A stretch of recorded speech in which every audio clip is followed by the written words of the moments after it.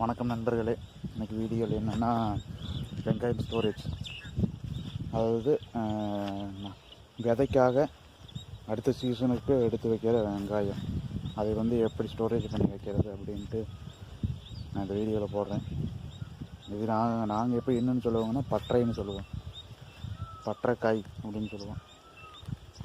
இது பார்த்திங்கன்னா ஒரு 3 மாதம், மேக்ஸிமம் 3 மாதம் நல்லா ஸ்டோரேஜ் வச்சுக்கலாம். 3-4 மாதம் ஸ்டோரேஜ் வச்சுக்கலாம். நாங்கள் இப்போ ஸ்டோரேஜ் வைக்கிறது பார்த்திங்கன்னா தை மாதம் வரைக்கும், இன்னும் ஆஃப்டர் 4 months அது வரைக்கும் தாங்க. சரி, ஓகே. அது என்னென்ன பண்ணலாம் அப்படின்ட்டு காமிக்கிறேன். பட்டரை எப்படி போடுறது அப்படின்னு காமிக்கிறேன், பாருங்கள்.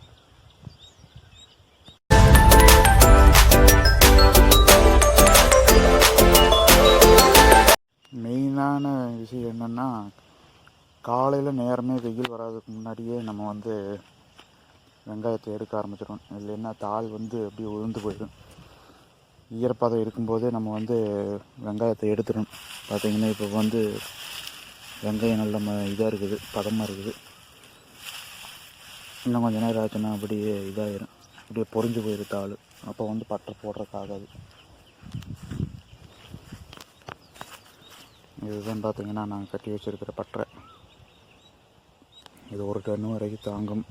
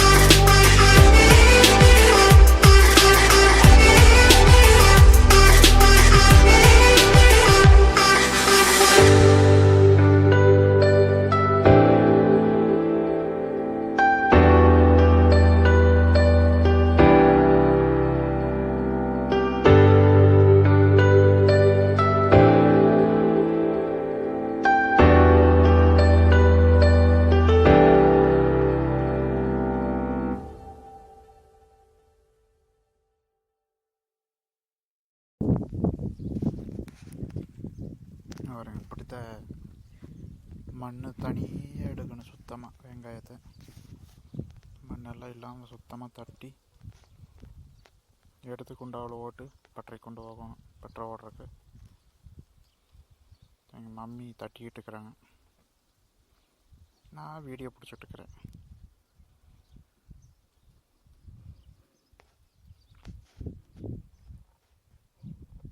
இந்த மாதிரி தட்டணும். நல்லா தட்டினா தான் மண் நல்லா உழுது. உங்களுக்கு மண் இல்லாமல் பட்டையில் ஓட்ட மட்டும்தான் ரொம்ப நாளைக்கு தாங்கு. மண்ணோட கொண்டு போய் பட்டையில் ஓட்டோம்னா தாங்கிறது கொஞ்சம் கஷ்டம். ஏன்னா ஈரப்பதமாயிரு. மண் மழை இது பெஞ்சதுன்னா அப்படியே அந்த ஈரக்காற்று வீசுச்சுன்னா அப்படியே மண்ணுக்குள்ளே ஈரமாக ஆரம்பிச்சிடும். அப்போ அந்த ஈரப்பதம் அப்படியே காய்க்குள்ளே இறங்கு. காய் அப்படியே இது போக ஆரம்பிச்சிடும். அப்புறம் பூரா காயும் வேஸ்ட்டாக போயிடும் பட்டறை ஓட்டு வச்சது. அதனால ஒரு துளி மண் இல்லாமல் தட்டி கொண்டு போய் பட்டையில் ஓடணும். அதுக்குன்னு கொண்டு போய் கையில் கொண்டு போய் போட்டு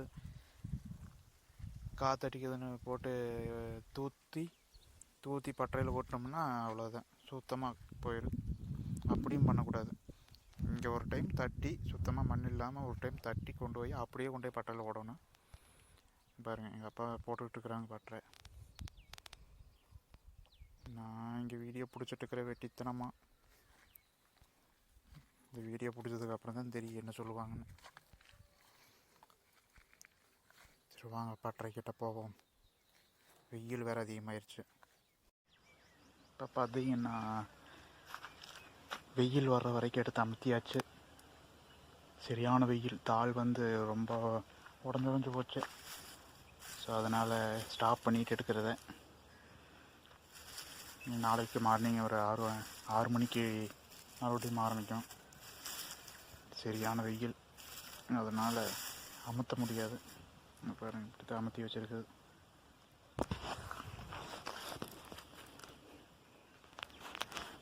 காய் வந்து உள்ளே போகிற மாதிரியும் தாள் வந்து வெளியில் வர்ற மாதிரியும் அமுத்தி வச்சுருக்கேன். ஏன்னா அப்போ தான் வெயில் அடிச்சினாலும் காய் வந்து காயாது. மழை பெஞ்சதுன்னா சைடில் வந்து தண்ணி ஒழுகும்போது காய் நலையாது. அதனால் இப்படி வச்சுருக்காது. பார்த்திங்கன்னா ஒரு துளி காய் வெளியே தெரியாது. கீழே பார்த்திங்கன்னா காயே தெரியாது, தனியாக தாள் மட்டும்தான் இருக்குது.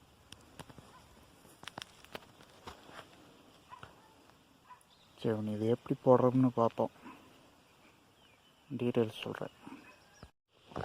இது பார்த்திங்கன்னா பட்டறையில் போட்டு முடிச்சாச்சு. தொடர்ந்து 3 நாளாக போராடி ஒரு வழியாக அமுத்திட்டு பட்டறையில் நல்லா ஹைட்டு ஒரு 3-4 அடி வந்துருக்கு ஹைட்டு.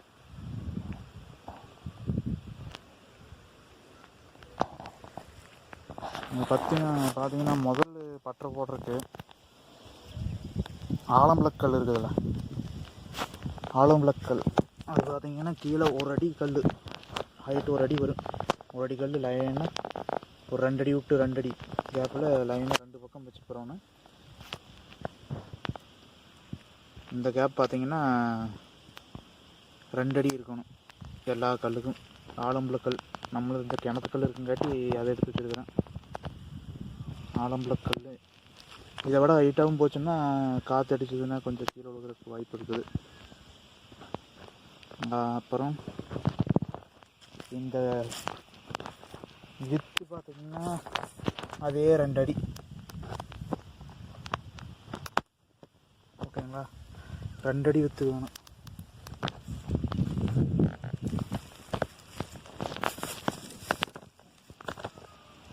ரெண்டடி வித்து வச்சுக்கோங்க. இன்னும் ரொம்ப ஹைட்டாக போகணும் அப்படின்னா இன்னொரு அடி சேர்த்து வச்சுக்கோங்க, ஒரு 3 அடி வச்சுக்கோங்க. ஹைட்டாக போடுறது கொஞ்சம் நல்லது இல்லை. ஏன்னா காய் ரொம்ப நாளைக்கு இருக்கணும்னா ஹைட்டு கம்மி பண்ணால் மட்டும்தான் ரொம்ப நாள் தாங்கும். வித்து அதிகமாக இருந்ததுன்னா காய் ஹீட் ஏறிடும். அகலம் அதிகமாக இருந்ததுன்னா காய் கொஞ்சம் ஹீட் ஏறும். இது பார்த்திங்கன்னா பட்டறை போடுறது பார்த்திங்கன்னா தெற்கு வடக்கில் தான் போடணும். கிழமைக்குள்ள போட்டோம்னா கண்டிப்பாக காய் தாங்காது ரொம்ப நாள். அதனால் இப்படி தெற்கு வடக்கில் தான் போடணும். பட்டறையே தெற்கு வடக்கில் தான்.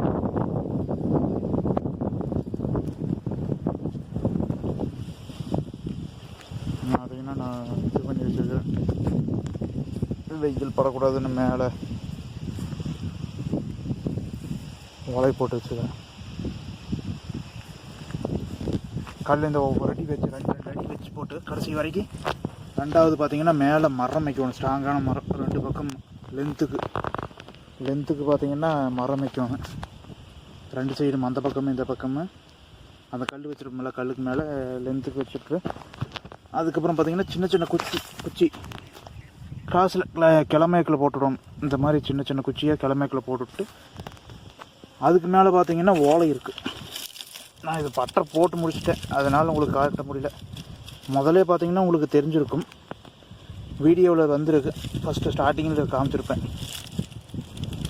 அதில் இருக்கிற மாதிரி ஃபஸ்ட்டு இந்த சின்ன சின்ன குச்சியெல்லாம் கடைசி வரைக்கும் தொடர்ந்து கண்டினியூவாக வச்சுட்டே போகணும், ஒட்டி.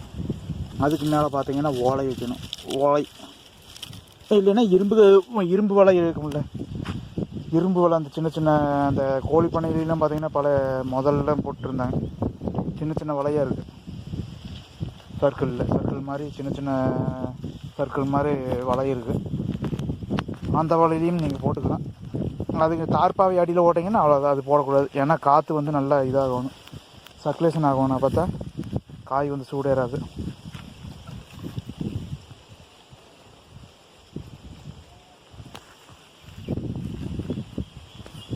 அப்புறம் அதுக்கு மேலே அப்படியே கடைசி வரைக்கும் ஓலையை வச்சுட்டு போட்டு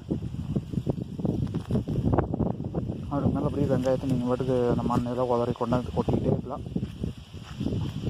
பார்த்தீங்கன்னா ஒரு துளி எச்சு கம்மி போகக்கூடாது. எச்சு கம்மி வச்சுன்னா அப்புறம் ரொம்ப நாள் 4 மாதங்கும்போது ஏதோ ஒரு பக்கம் சாயப்பாகு. அதனால எல்லா 2 பக்கம் பார்த்தீங்கன்னா ஒரே மாதிரி நேராக இருக்கணும்.